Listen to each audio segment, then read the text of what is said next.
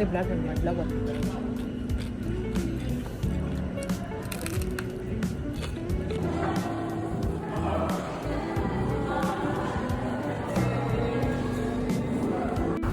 Ako sa picture.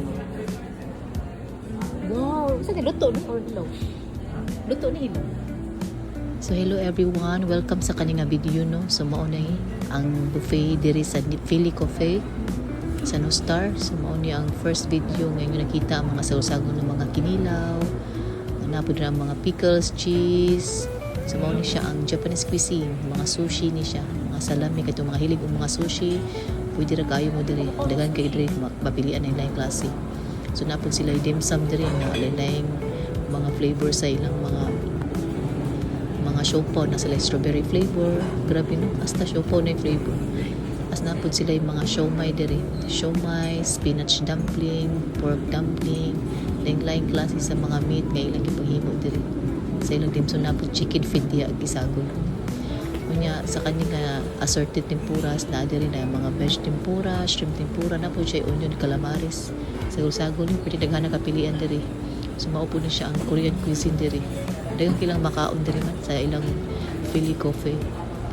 Perting daghana di jud magkuan jud magmahay. Malibog na lang mo asa mo mukaon una sa part sa kadaghan diri nga kuan.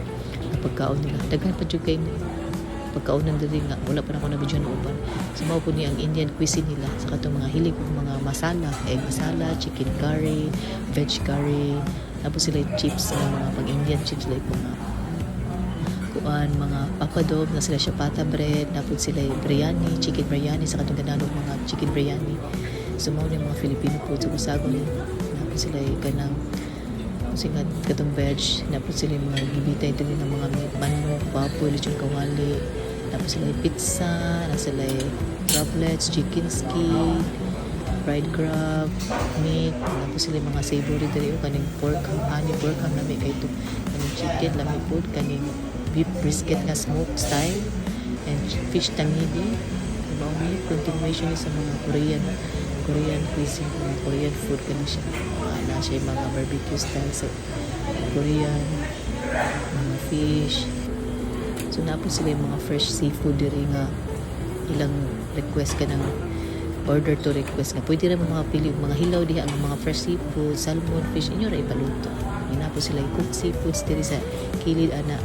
So makapili ra mo sa inyong ganahan, cook seafood ba or hilaw nga inyo ipaluto. So mao ni ang lechon area nila diri sa ilang buffet. So maka-request ra mo dira, pwede ra mo kangayo diha. Maka-request mo kailangan mo o inyong kanon or liog or sa manang iko, tiil.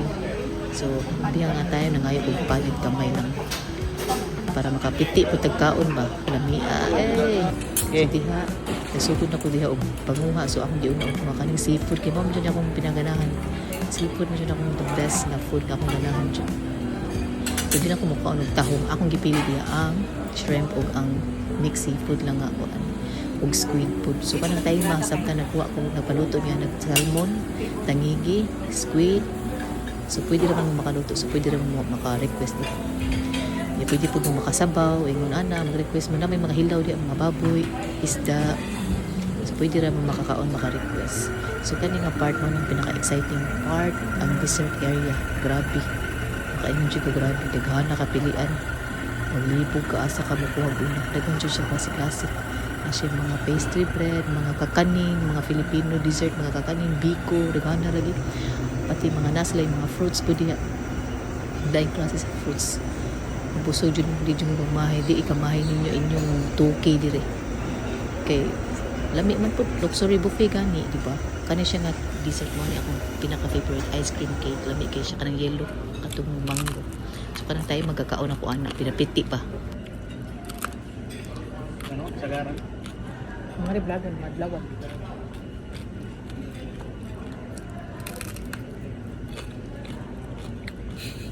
ibig na sila bani ka-filler ba mo? Ka-filler ba? Pinatingog man.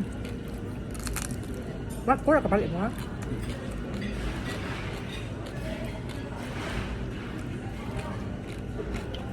so mao na ako nang gipanguha nga mga pagkaon sa buffet usually puro jud siya seafood kag may ra mga meat diha kay seafood man jud ang ganahan so mao ni ang dessert Anyway, salamat sa pagtanaw. See you next time. Thank you.